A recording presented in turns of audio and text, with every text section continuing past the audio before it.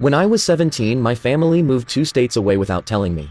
They left a note that said, "You'll figure it out." 12 years later, after I finally made it without them, they reached out trying to reconnect. When I was 17, I came back to a completely empty home and a note on the kitchen counter. It was the cruelest thing I've ever read. It just said, "You'll figure it out." I didn't know what I'd done wrong. I figured they were just tired of pretending they loved me. But the truth was, they would never even pretended. When I was 13, I made a birthday cake for my mom by myself, only to have her call it clumpy. At 15, I tutored my birthday through finals, all the while he called me a know-it-all and slapped his door in my face. At 16, I gave my entire paycheck to my dad so he could cover bills, but got yelled at when I brought it up later after he said I was useless. I was always useful, but never loved. My parents and my brother, my only family, had packed up and moved 2 states away without telling me. I found out from the landlord a week later. I had a week to move out because they'd canceled the lease early. I slept at a friend's house for 3 nights before I ran out of places to go. Eventually, I was sleeping in the back of a storage unit I rented with the last of my savings. I snuck in and showered at the YMCA, ate peanut butter with a spoon for my breakfast, lunch, and dinner, applied for jobs on free library computers, and pretended everything was okay. Eventually, I got hired at a diner, server for the night shift. The manager was gruff, but fair, paid me cash under the table until I could get an ID. She let me nap in the break room once when I nearly collapsed from exhaustion. I clawed my way through it, bought a prepaid phone, saved every single receipt, watched free YouTube tutorials on finance and goal setting. The first year, I barely survived.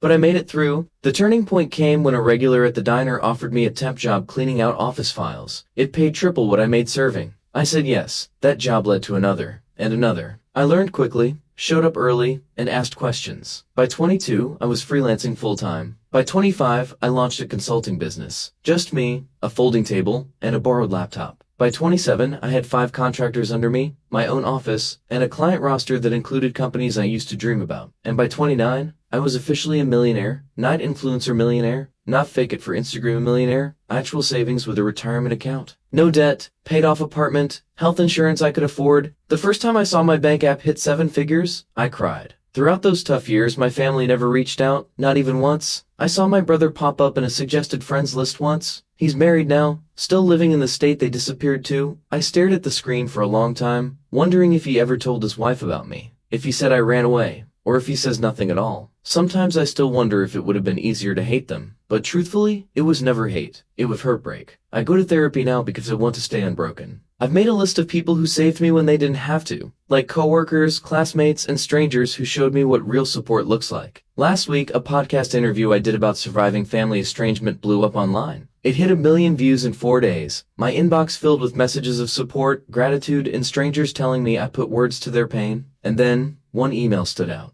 The subject line, "You're still our daughter." It was from my mom, no apology, just a paragraph about hearing my side and how maybe we could talk. Then another message, this time from my brother. "We miss you. Can we fix this?" I stared at the screen for a long time before closing the laptop. I sat with it and wondered if healing means looking back or staying forward. I didn't respond right away, so I needed time to process. My therapist, Melissa, suggested I take at least a week before making any decisions. Give yourself space to feel whatever comes up, she said during our session. There's no rush to respond, so I did. I focused on work, went to the gym, had dinner with friends, normal stuff. But those emails haunted me. I kept opening them, reading them, closing them again. My mom's message hot cold, clinical almost, like she was reaching out to a distant acquaintance. My brother's was shorter but somehow felt more genuine. I couldn't stop thinking about them. After 10 days, I decided to reply to my brother first. Just something simple. I wrote, "It's been 12 years. What changed?" Then I hit send before I could overthink it. His response came within an hour. He said the podcast made him realize what they'd done. He claimed he was only 15 when they left me, that he didn't have a choice, that he'd always wondered about me, that he'd looked me up online a few times over the years but never had the courage to reach out, that seeing me successful made him proud, that he didn't buy it, not completely, that he'd been so concerned why waited till I was publicly successful. I asked him exactly that, if Noxtingmail was longer. He admitted that money was tight for them, that my parents' business had failed, that his wife was pregnant with their second child, that medical bills were piling up. I felt my stomach drop. There it was, the real reason. I didn't respond for another week. Then my mom sent a follow-up email with old family photos attached. Pictures of me as a baby. Pictures of us at the beach when I was maybe 5 or 6. Pictures of me and Michael building a snowman. Happy moments that felt like they belonged to someone else's life. At the bottom of the email she wrote, "We made mistakes. We want to make amends." I showed the emails to Melissa during our next session. She reminded me that I was in control, that I could set boundaries, that I didn't owe them anything. But she also said that closure might help me move forward, whether that meant reconciliation or a final goodbye. I nodded along, but inside I felt conflicted. Part of me wanted to tell them to go to hell. Another part wanted to understand why they left me, and a tiny, stupid part of me still wanted them to love me. I decided to meet my brother first. Just him. No parents. We arranged to meet at a coffee shop in Chicago, halfway between where we both lived. I flew in that morning, checked into a hotel, and tried to calm my nerves. I almost canceled 3 times, but at 2 p.m., I walked into a coffee shop and saw him immediately. I looked older, heavier, with a receding hairline, but his eyes were the same. He stood up when he saw me, awkward and uncertain. I didn't hug him. We just sat across from each other with our coffees, like strangers. The first 20 minutes were painful. Mal talked about the weather, about my flight, about his drive. Then he started apologizing. "Emma, I'm so sorry," Michael said, his voice cracking. "I was just a kid when it happened. I didn't know they were planning to leave you behind until it was too late. I was too scared to stand up to them. I just listened, watching his face for signs of deception." He seemed sincere, but I'd been fooled before. I asked him a question that had haunted me for 12 years. Why me? Why was I the one left behind?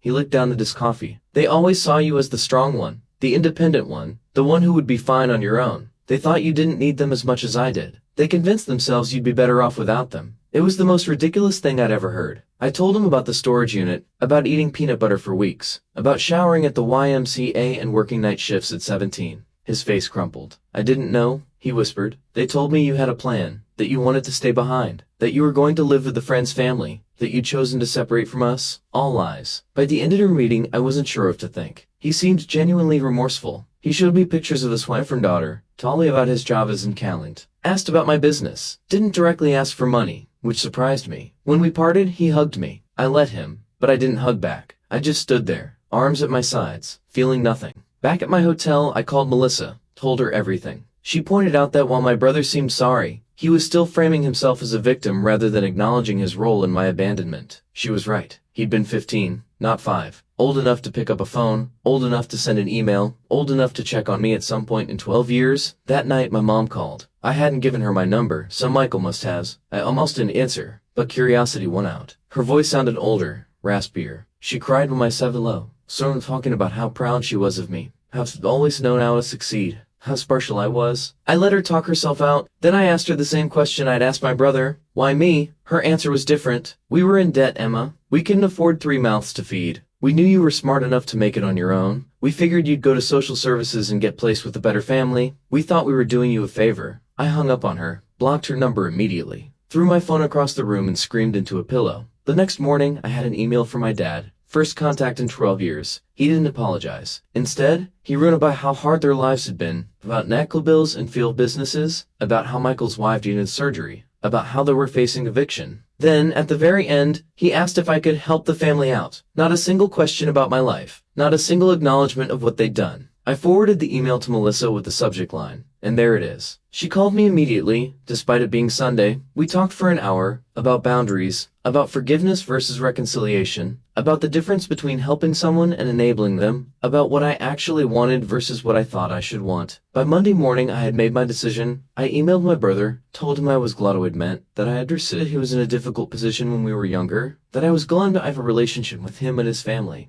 There was clear boundaries. No money, no loans, no financial support of any kind, and no relationship with our parents until they took full responsibility for their actions. His response was immediate and telling. "I'm really disappointed, Emma," he wrote. "Our parents really need help. Families should support each other. You're being selfish with your success." All the guilt buttons they'd installed in me as a child, pushed at once. I didn't respond. Instead, I booked an appointment with Melissa and a vacation to Bali. I needed space to process everything. 3 days later, Michael called, left a voicemail apologizing for his email, said he understood my position, said he still wanted a relationship on my terms, said he'd respect my boundaries. I listened to it twice, trying to decide if he was sincere or just changing tactics. I decided to give him one more chance, but with my guard up. I went to Bali anyway, spent 2 weeks on the beach, hiking through rice fields, and meditating. I needed the distance. When I got back, I had 6 more emails from my dad, each more desperate than the last. I didn't read past the subject lines. I also had a text from Michael asking if we could talk again. I agreed to a phone call, nothing more. The call started okay. He apologized again for pushing. "I have been thinking a lot about what you told me," he said.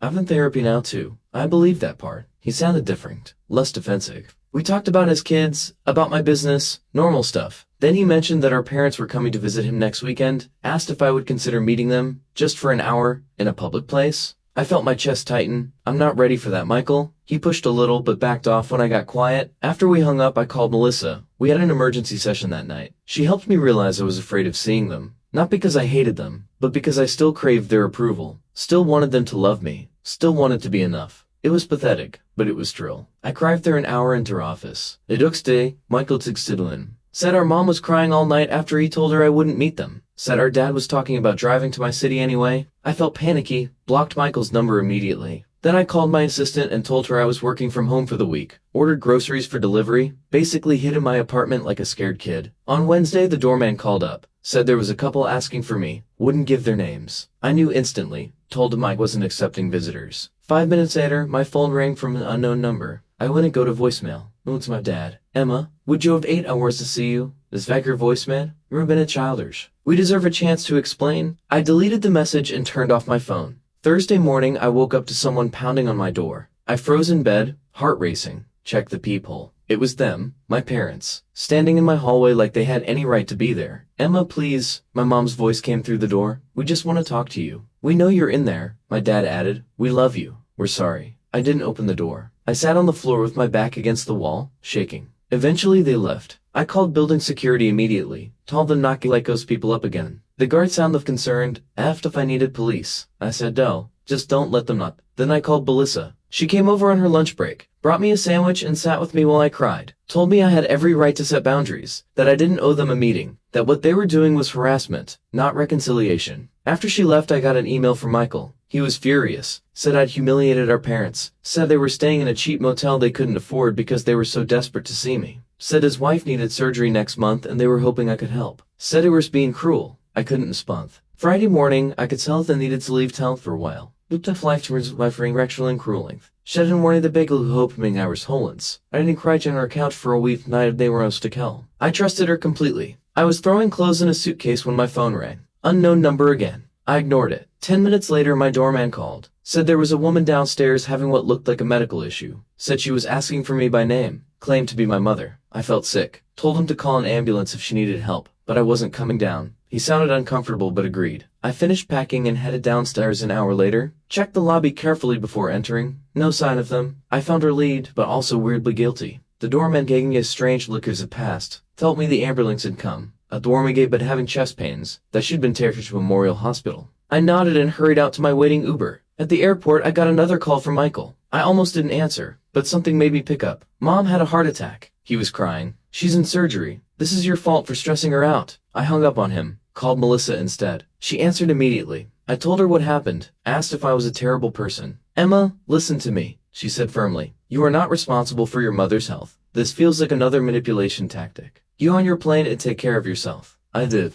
Spent the weekend with Rachel. Told her everything. She remembered when my family abandoned Tay. Remembered how broken it'd been. She was furious on my behalf. They don't deserve a minute of your time, she said, pouring me another glass of wine. Not after what they did to you. It felt good to have someone so firmly in my corner. Saturday night, I got an email from my dad. My mom was stable, had a stent put in, would be released Tuesday. The email ended with, she's asking for you. Don't you think you've punished us enough? I showed Rachel. She rolled her eyes so hard I thought they might get stuck. Told me this was textbook guilt tripping. I knew she was right, but part of me still felt responsible. I flew home Monday. Found flowers outside my apartment door. The card said, please call us. We're staying at the Holiday Inn until Wednesday. No apology, no acknowledgement of boundaries, just another demand. I threw the flowers in the trash chute. Tuesday morning, I got a text from an unknown number. It was a photo of my mom in a hospital bed, looking pale and small. The message said, she might not have much time left. Do you really want to live with this regret? I blocked the number. Called Melissa. She suggested I take a social media break, change my number, maybe even stay with a friend for a while. I agreed. Called my assistant. I told her I'd be working remotely for 2 weeks. Packed a number bag. Before I could leave, my doorman called again. Said there was a young woman downstairs asking for me. Said she had a small child with her. Said she claimed to be my sister-in-law. I felt cornered. These people wouldn't stop. I told the doorman to send her up. Decided to face this head-on. The woman who knocked on my door looked exhausted. Had dark circles under her eyes. Was holding a sleeping toddler against her shoulder. I'm Jenny, she said quietly. Michael's wife. I came alone because I wanted to talk to you without family drama. I let her in reluctantly. Offered her water. she accepted gratefully. Jenny put her sleeping daughter on my couch, tucking a blanket around her, then she sat at my kitchen table and started talking. I only learned about you 3 years ago, she admitted. Michael told me you ran away at 17,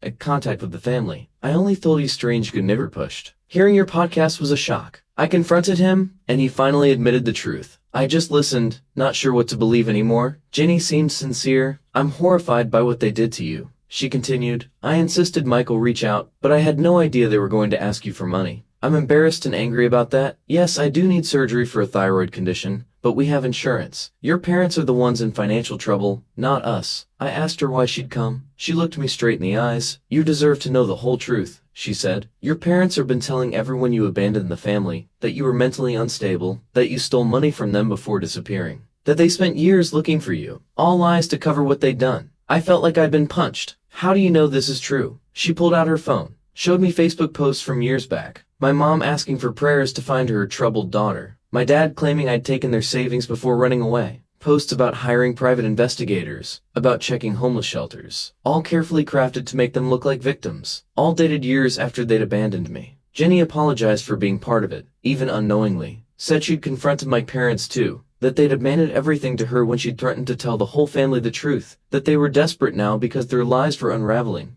My podcast had people asking questions they couldn't answer. Her daughter woke up then, a cute little girl with curly hair. This is Lily, Jenny said softly. She's 3, I have another daughter on the way. I want my children to know their aunt, but only if you want that too. No pressure, no guilt, just an open door if you ever choose to walk through it. After they left, I sat in my apartment for hours, processing, called Melissa again, told her everything Jenny had said. She wasn't surprised. Abusers often control the narrative, she explained. They create alternate realities where they're the victims. She asked what I wanted to do now. I honestly didn't know. That night I got another email from my dad. This one was different. Angry, threatening. Said if I told lies about them online, they would sue me for defamation. Said they had proof I'd stolen from them. Said they'd go to the media with their side if I didn't take down the podcast and issue a public apology. Said they expected financial compensation for the damage to their reputations. I forwarded it to Melissa, then to my lawyer Marcus. He called me immediately. This is empty threatening, he assured me. Truth is an absolute defense against defamation. Save everything but don't respond. I'll handle it if they actually file anything, which I doubt they will. People who are actually going to sue don't usually announce it first. The next day, I got a call from Michael. I let it go to voicemail. He sounded panicked. Emma, Jenny told me she visited you. Our parents are furious. They're saying terrible things about her now too. I'm scared they're going to try something desperate. Please call me back on Jenny's phone, not mine. I didn't know what to believe anymore. Called Marcus again. He suggested meeting Michael and Jenny somewhere public, with him present as my liar, just to hear them out. I agreed reluctantly. We set up a meeting at a restaurant near Marcus's office for the next day. They showed up on time. Both looked terrible, stressed, exhausted. Jenny got a breeze on her arcs of trying to hide. Both didn't make eye contact. I'm Marcus, Emma's attorney, he said as we sat down, which made Michael flinch, but we sat down, ordered coffee, and they started talking. The story that came out was worse than I imagined. My parents had been living off Michael for years, moving in and out of his house, taking money for emergencies, watching his kids while criticizing his parenting. When Jenny confronted them about me, my dad had grabbed her arm, hard enough to leave marks. Michael had kicked them out. They were now staying in a motel, calling constantly, showing up at his work. I listened without interrupting, watched my brother break down as he described how our parents had controlled his entire life, how they'd convinced him I abandoned them, how he'd been too scared to question their version of events, how he'd been trapped in their web of manipulation and lies for 12 years, how he was terrified they would hurt Jenny or the kids. Marcus asked careful questions about financial entanglements, about house titles and bank accounts, about whether my parents had keys to their house. Michael answered everything, said they'd co-signed his mortgage, said a dad was still on his bank account from when he was in college, said they had spare keys, said they knew all his passwords. Marcus took notes, occasionally glancing at me. By the end of the meeting, I felt drained but clearer. This wasn't just about me anymore. Michael and Jenny were victims too, in their own way. Different from me, but still trapped. Marcus suggested they speak to a lawyer of their own, gave them a colleague's card, told them to change their locks, passwords, and bank accounts immediately. They nodded, looking overwhelmed but grateful. As we were leaving, Michael hugged me. This time, I hugged him back. It wasn't forgiveness, not yet, but it was something. A recognition that we'd both been damaged by the same people, that maybe we could help each other heal. That night, I got a series of increasingly unhinged texts from my parents' numbers. Accusations, threats, guilt trips. I blocked them all. Then I called Jenny, asked if they were safe, She said yes. They changed the locks, stayed with friends the night before, were looking into a restraining order. I felt relieved but still worried. The next morning, I woke up to my phone ringing. It was Jenny, hysterical. They broke into our house, she sobbed. They took Lily's baby photos, important documents, Michael's laptop. They left a note. Family matters should stay in the family. I told her to call the police immediately, said I'd meet them at their house, called Marcus on my way. When I arrived, there was a police car outside their house. An officer was taking statements in the living room. The police was a mouse. Drawers called out, papers caught her. Michael was sitting on the couch. Renaissance. Jenny was pointing out missing items to the officer. I introduced myself as family, there to help. The officer seemed skeptical that grandparents would break in. Are you sure they didn't just use a key? He asked. Maybe this is a misunderstanding? Jenny showed him her bruised arm, told him about the escalating behavior, about the threats, about how they'd been stalking them. He took notes but didn't seem convinced. Said without evidence it would be hard to prove who did this. After the police left, we cleaned up together. Found more missing things. Photo albums, financial documents, was fair clean of their car. Michael looked defeated. This is how I felt, Week said. After the protected my family bitter. Should have fair up to them years ago. Should have looked for you harder. I didn't disagree, but I didn't pile on either. We were beyond that now. Marcus arrived as we were finishing, looked around grimly, said this changed things, that we needed to document everything, that breaking and entering was a serious crime, that we should all stay somewhere else for a few days, that he'd help us file for emergency restraining orders in the morning. We nodded, too exhausted to argue. Jenny packed bags for them while Michael and I secured the house as best we could, changed locks again, checked windows, discussed security cameras, vexariu, checking these precautions against our own parents, but also necessary. We'd crossed a line that couldn't be uncrossed. As we were leaving, Michael got a text from our dad. Just 3 words. We're watching you. He showed it to me, hands shaking. I took a screenshot, sent it to Marcus. Then I made a decision, told them they were coming to stay with me. My building had security, cameras, a doorman who already knew not to let our parents in. They accepted gratefully. That night, the 4 of us ate takeout in my living room. Lily played with toys Jenny had packed. We talked quietly about next steps, about restraining orders, about police reports, about changing phone numbers and email addresses, about possibly moving to a new house, about how to protect themselves long term. It wasn't the family reunion I'd ever imagined. Sitting there with the brother who'd let me be abandoned, his wife who'd believed lies about me, and their daughter who was innocent in all of this, but somehow, it felt right, like we were finally facing the truth together. Like maybe, just maybe, we could build something new from the ashes of what our parents had destroyed. The next morning Marcus called, said he'd filed emergency restraining orders for all of us, said we needed to appear in court next week to make them permanent, said he'd also reported the break-in to a detective he knew, who was taking it more seriously than the responding officers had, said we should all stay together until this was resolved. I agreed, called my assistant, told her I'd be working from home indefinitely. Family emergency? She understood, rearranged my schedule. I set up a workspace in my guest room for Michael, who also needed to work remotely. Jenny and Lily took over my living room, building pillow forts and watching cartoons. It was strange having people in my space. I'd lived alone for years, liked my quiet routines, my clean counters, my empty sink, but there was something comforting about the noise too, about Lily's laughter, about Jenny's quiet humming as she folded laundry, about Michael's typing from the other room. It felt like family. Not the family that had abandoned me, but Michael the family we could become. That afternoon my doorman called up, said there was a delivery, flowers. I told him to check the card before sending them up. He read it to me. We know where you all are. This isn't over. I told him to refuse the delivery, call the police if the delivery person wouldn't take them back. Then I called Marcus again. He said he'd add this to our case file, that it strengthened our request for restraining orders, that we were doing everything right.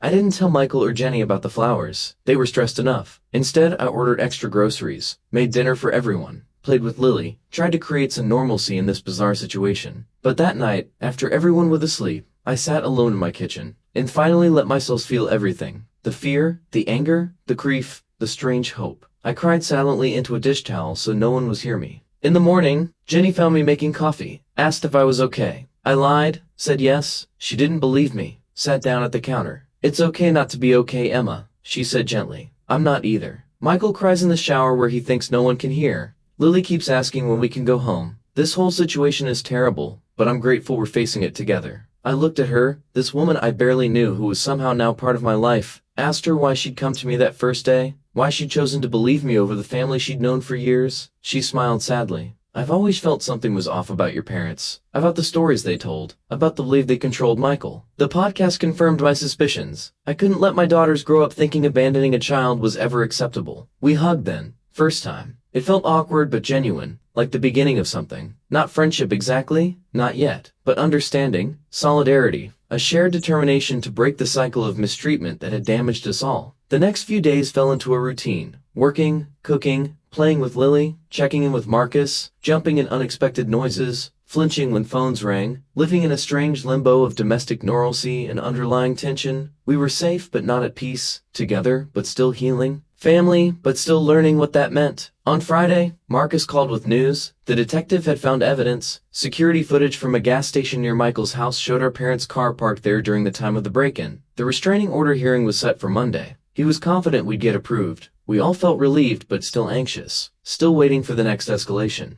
But came that night. A brick through Michael's car window in the Perkin garage. No note this time. No need for one. The message was clear. The Brooklyn security footage showed a man in the baseball cap, face carefully through one from cameras. We couldn't prove it was our dad, but we all knew. Filed another police report. Added it to our case file. Tried not to let Lily see how scared we were. Sunday night we sat together making a plan for court. What to wear. What to say. What evidence to bring. How to explain our family history without sounding crazy. How to make the judge understand the pattern of escalation. How to protect ourselves legally and physically. It felt surreal discussing our parents this way. Like talking about strangers. Dangerous strangers who happened to share our DNA. As we talked, my phone pinged with an email notification. From my mom. Subject line, last chance. I almost deleted it unread, but something made me open, and was short, just one line. If you go to court tomorrow, you'll regret it for the rest of your life. I showed it to Marcus, who'd stayed for dinner. He took a screenshot, added it to our file, told me not to respond, said this kind of threat would only help our case. That night, none of us slept well. I kept checking my locks, listening for noises, wondering what my parents might do next, wondering if we were overreacting,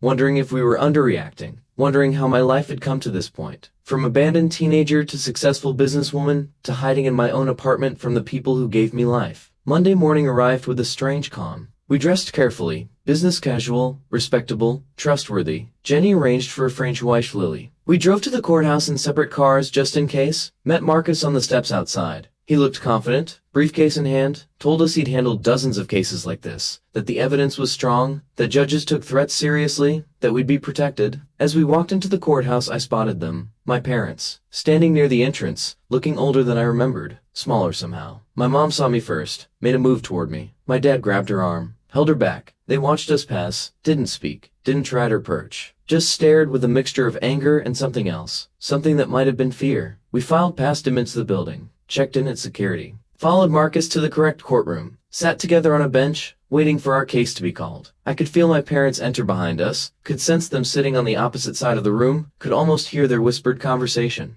But I didn't turn around, kept my eyes forward, focused on breathing. The judge called our case. We stood, walked forward, took our places. Marcus presented our evidence calmly. The break-in, the threatening texts, the flowers, the brick, the email, the history of abandonment and manipulation. The judge listened carefully, asked clarifying questions, looked at our parents with increasing concern. When it was their turn, my parents had crushed the bench. No lawyer, just them. My dad spoke first, claimed we were exaggerating, that they were just trying to reconnect with family, that they'd never broken any laws, that they loved us and wanted to make amends, that this was all a misunderstanding blown out of proportion. The judge asked about the security footage, the threatening messages. My dad denied everything, said it wasn't them on the footage, said their texts were being misinterpreted, said they were the victims here, not us. My mom nodded along, occasionally dabbing at her eyes with a tissue. Then the judge asked them directly about abandoning me at 17. My dad hesitated, started talking about troubled teens, about difficult decisions, about doing what they thought was best. The judge cut him off, asked again, directly, did you leave your minor child alone and move to another state?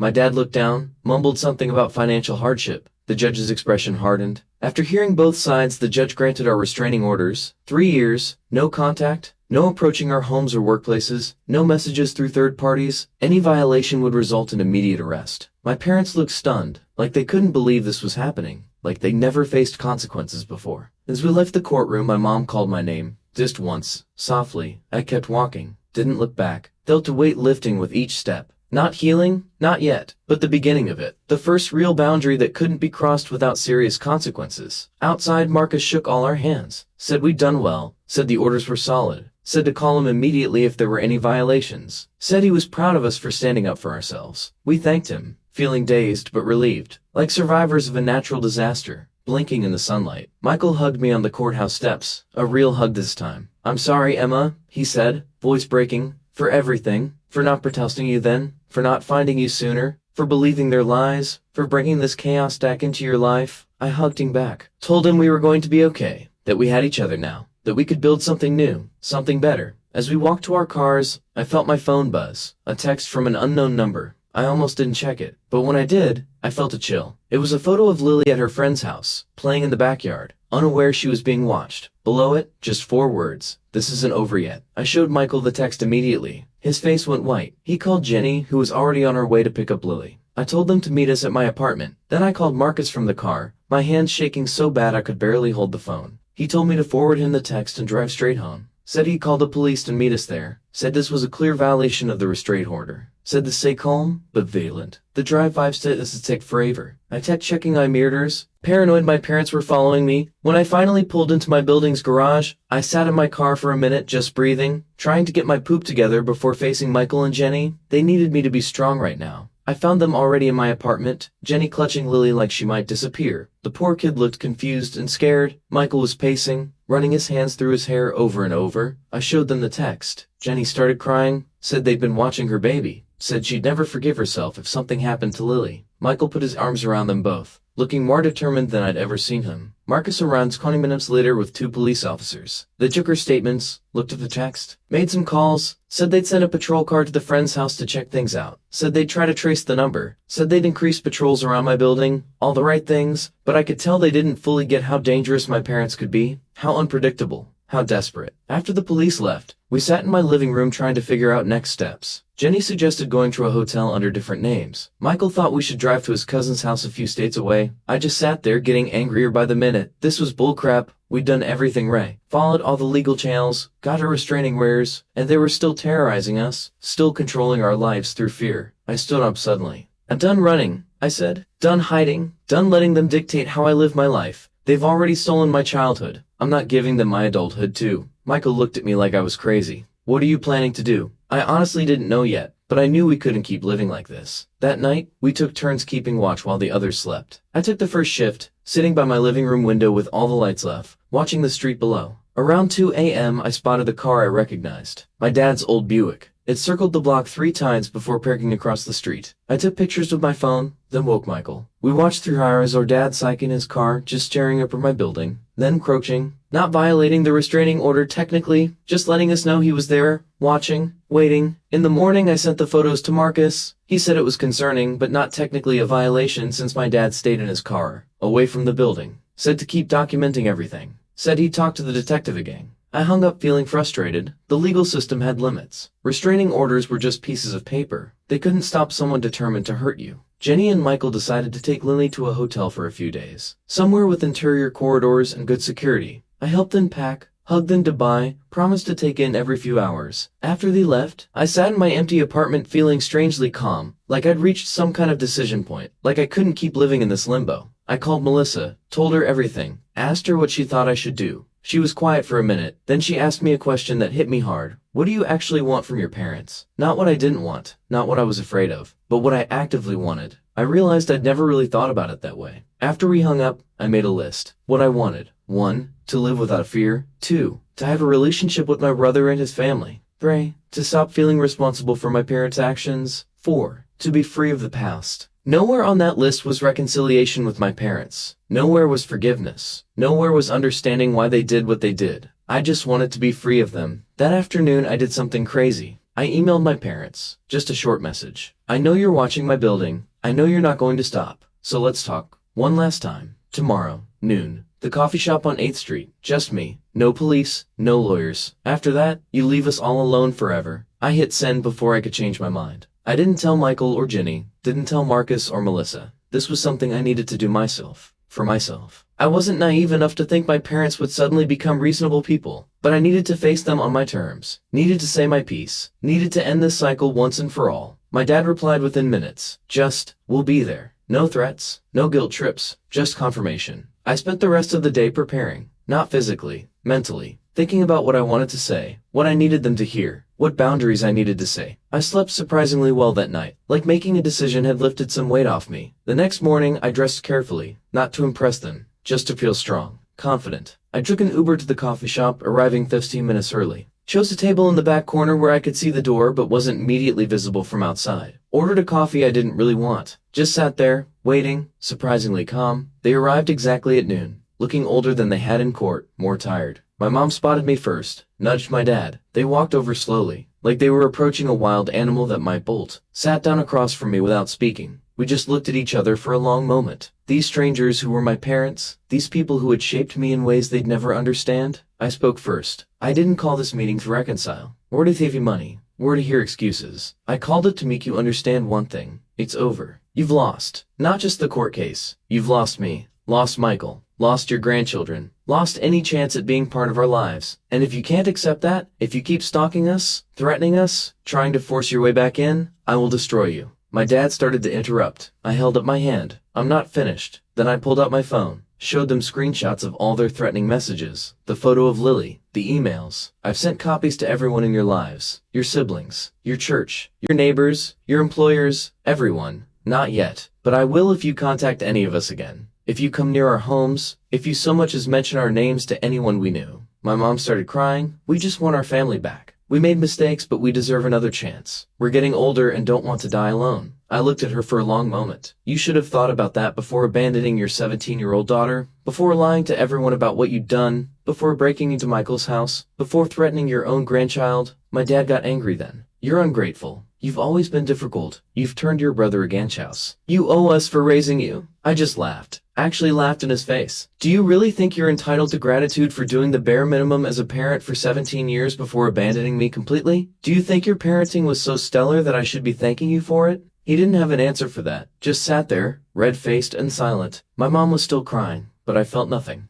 No guilt, no sympathy, just a cold clarity that these people were never going to change, never going to take responsibility, never going to be the parents I deserved. I stood up to leave. This is your last warning. Next time you violate the restraining order, I won't just call the police. I'll make sure everyone you know understands exactly what kind of people you really are. I have the resources to make your lives very difficult if you force my hand. I don't want to do that, but I will to protect my family, my real family, Michael, Jenny, Lily, the people I choose. As I walked away, my mom called after me. Do you really hate us that much? I stopped, turned around. I don't hate you. I feel nothing for you. You're strangers to me now, and that's your loss, not mine. I walked out of that coffee shop feeling lighter than I had in years, called Michael from the sidewalk, told him everything. He was upset at first that I'd met them alone, then concerned they might retaliate. But mostly he seemed relieved that someone had finally stood up to them directly. Said he wished he'd had the courage to do it years ago. I went back to my apartment, packed a bag, decided to join Michael and his family at their hotel for a few days, just to be safe. When I got there, Lily ran to hug me. Auntie Emma, she called for the first time. I almost cried. Jenny hugged me, too. Said she was proud of me. Said she hoped I'd finally get some peace. Michael just squeezed my shoulder. No words needed. We spent the next few days in a weird limbo, waiting for my parents to make their next move, checking our phones constantly, jumping at unexpected noises. Nothing happened. No calls, no texts, no emails, no sightings of their car, just silence. After a week, Michael and Jenny decided to go home, changed all their locks again, installed security cameras, made plans to put their house on the market, started looking at places closer to my city. I went back to my apartment too, back to work, back to something like normal life. 2 weeks passed, then a month, nothing from my parents. Marcus checked in regularly, said the detective had confirmed they'd returned to their home state, said the restraining orders were still in effect, said we should stay vigilant but turn to forward with our lives. Slowly we did. Michael found a new job in my city. Jenny enrolled Lily in preschool. They tried to drive 20 minutes from my apartment. We had dinner together every Sunday. Started building new traditions, new memories, a new kind of family based on choice rather than obligation. I kept expecting to feel something about my parents, grief maybe, or guilt, or anger. But mostly I felt relief, like I'd finally put down a heavy weight I'd been carrying since I was 17, like I could finally focus on the future, instead of the past. 6 months after the coffee shop confrontation, I got a letter, forwarded through Marcus so my address stayed private, from my mom. I almost didn't open it, almost threw it away unread.